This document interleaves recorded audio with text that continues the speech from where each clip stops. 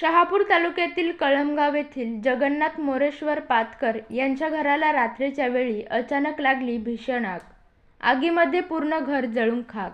आग कशाने लागली याचे कारण अस्पष्ट।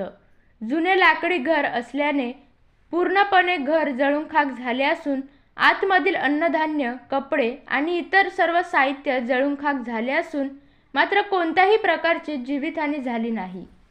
आग विझवण्यासाठी शहापूर नगर पंचायतची अग्निशामक यंत्रणेची गाडी आणि स्थानिक ग्रामस्थांच्या अथक प्रयत्नाने आगीवर नियंत्रण मिळवण्यात यश आले।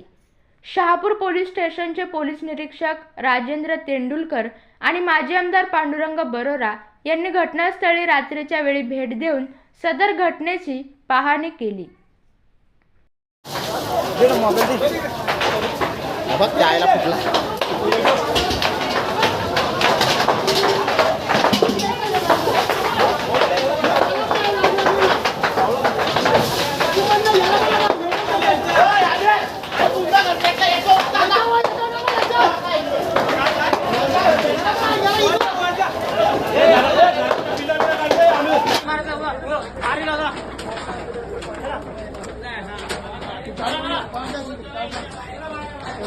मारावं लागणार आहे पाईप आणा ना, आपण मारून घ्या